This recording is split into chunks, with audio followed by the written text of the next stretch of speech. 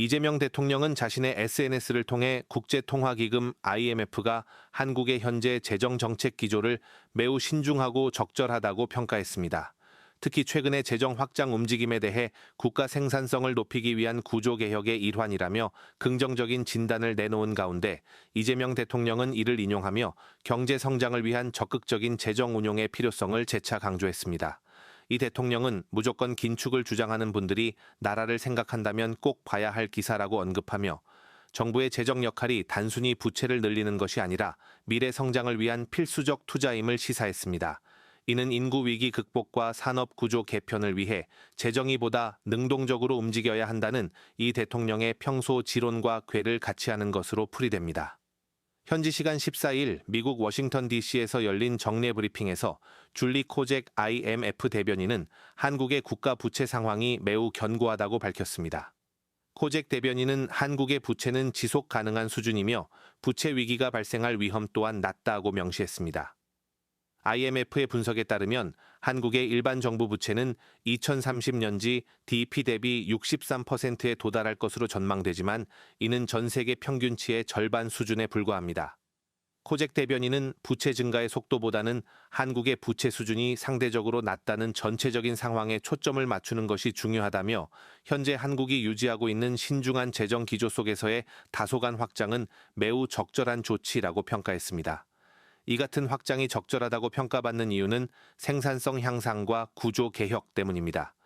IMF는 한국이 직면한 저출생 고령화 등 인구 구조적 압박을 고려할 때 이를 뒷받침하기 위한 재정 투입은 향후 경제 성장을 위한 핵심 요소가 될 것이라고 설명했습니다. 이번 IMF의 평가는 대내외적인 경제 불확실성 속에서 한국 정부의 재정 운용 방향에 일정한 정당성을 부여할 것으로 보입니다. 노력들 강화해 나가도록 하겠습니다. 이상 보고 마치겠습니다. 네. 금융위원회 고생 많으시고요. 이게 금융위원회에서 어쨌든 금융 시스템을 정비를 해서 주식시장이 지금 정상화되고 있는 큰 효과가 나타나고 있는 거예요.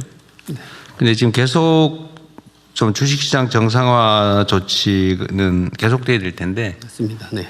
우리 정책실하고 지금 준비하고 있는 건 언제쯤 제가 볼 수 있습니까?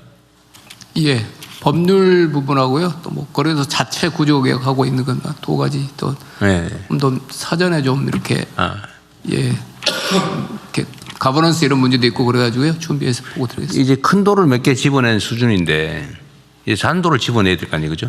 섬세하게. 작아 보이지만 그런 것들을 다 시정을 하면 조금씩 개선이 되니까요. 여전히 우리 시장이 다른 나라에 비하면 많이 저평가되어 있는 상태죠. 네, 그렇습니다. 그래도 지금 많이 올라왔는데요. 그래도 지금 최근에 이제 기업 실적이 굉장히 많이 올라왔고요. 기업 실적 대비로 하면 저평가돼 있다. 그런 지금 평가가 많이 있습니다. 네. 그리고 여전히 어디 요새 뭐 이자가 무슨 뭐 10,000%가 넘는 걸 발각을 했느니 뭐 그러잖아요. 네네. 그거 지금 이자를 뭐 10,000% 넘게 받고 이거 단속은 경찰이 하고 있습니까?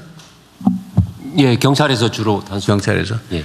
원래 이게 각 지방 정부의 특사경들이 제가 경기도 있을 때는 꽤 많이 제가 경기도 공무원들이 단속을 많이 했는데 지금 다른 단위에서는 이 불법 사채 단속 안 하나요? 금감원에도 단속이 되나요? 단속하고 있나요? 금감원? 조사건이 없다고 그랬나? 네네.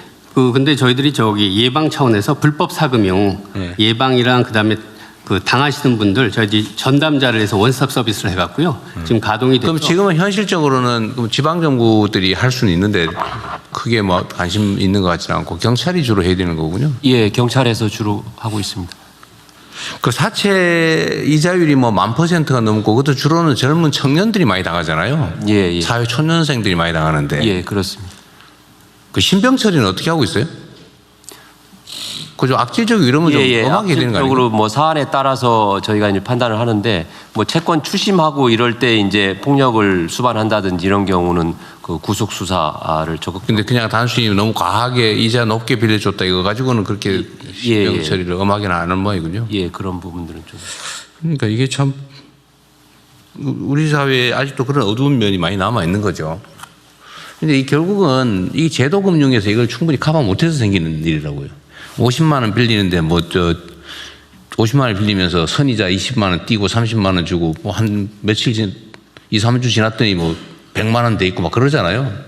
다시 또 100만 원 빌려주는 걸로 바꾸면서 또 선이자 한 30만 원 띄고 뭐 띄고 해가지고 한 30만 원 주고는 100만 원 만들고 이 짓 해가지고 지금 올라가는 거 아닙니까? 근데 그 30만 원, 50만 원 뭐 그게 있는 사람 입장에서 보면은 적은 돈이겠지만 없는 사람은 그거 없으면 죽을 지경이라서 그렇게라도 하는 거잖아요. 근데 그 부분을 어떻게든지 좀 커버를 해줘야 되는데. 네네. 그래서 지금 일단 정책 서민금융에서 서금원 통해서 하는 게 있고, 그다음 민간도 제가 말씀드린 중금리 대출, 세망홀씨에서 민간 시장에서 스스로 소화할 수 있는 거 하고, 대통령 말씀 주신 그 청년들 대상으로 하는 청년 미래이음 대출했더니 그게 지금 하루에 1,700건이 지금 신청이 될 정도로 굉장히 지금 활성화돼 있어서 소액을 저리로 무담보로. 네, 무담보입니다. 신용 없이 미래 상환 능력만, 미래 상환 의지만 보고 저희들이 하는 청년 미래이음 대출을. 그래서 제가 전에도 한번 말씀드렸는데 이게 우리는 이제 지원 그냥 무료로 주는 거 아니면 빌려주는 거. 빌려주는 건 반드시 받는다. 그냥 주는 거. 반드시 빌려주는 거. 이 두 가지만 보통 생각을 하잖아요. 그런데 우리 중간쯤에 예를 들면 한 50%는 못 받을 경우 결선 처분한다. 50%만 받아도 된다. 라고 하는 영역의 정책도 만들면 효율적이지 않나요?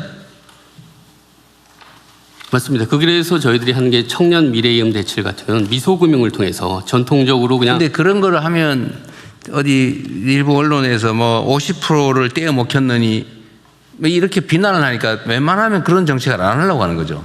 근데 이제 미소금융은 어떻게 보면 굉장히 사례 상담이라든지 이걸 통해서 굉장히 깊게 들어가기 때문에 오히려 그런 측면에서는 손실률이 더 떨어질 수도 있습니다. 아니, 지난 제 말을 좀 드리는 건 손실률 떨어지는 거 자랑하지 말자 그 말이에요. 악착같이 받자 이게 아니고 결국은 재정이라고 하는 게 우리가 연간 국가 예산으로 한 700~800조 원을 쓰는 거잖아요. 700~800조 원을 매년 쓰잖아요. 앞으로 계속 늘어나겠죠.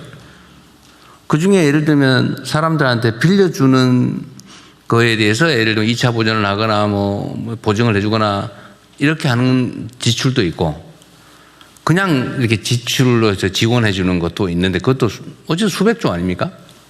그중에 조금만 떼가지고 한 반쯤은 떼어 먹기에도 괜찮은 그런 정책을 하면 반을 원래는 돌려받는 것도 이익이라고 생각할 수도 있는데 이걸 나쁘게만 생각해가지고 왜 떼어 먹히냐 하지 말았어야지 이렇게 하니까 지금 그 중간 영역의 정책을 못 하잖아요. 그 비난이 두려워서. 저는 이게 포퓰리즘이라고 생각하거든요. 비난을 받더라도 그 재정을 효율적으로 쓰는 길이잖아요. 그냥 무료로 주는 것보다는 무료로 주지 말고 받을 수 있는 데는 되돌려 받자. 이거 안 되는 건 그냥 지급하는 걸로 하고.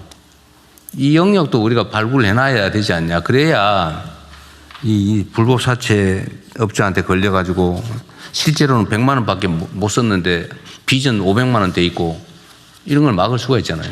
맞는 말씀입니다. 그러니까 불법 사금융 예방 대출이라고 지금 저희들이 아무것도 안 보고 100만 원 빌려주는 거 있거든요.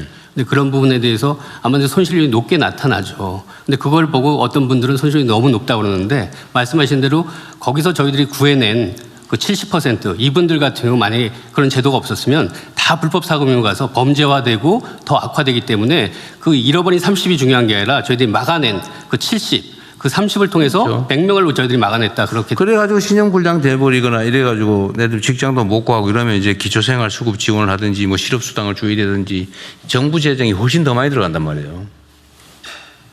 그러니까 그 부분의 중간 영역에 좀 뭐라 그럴까 그런 회색 정책이라고 그럴까? 네네.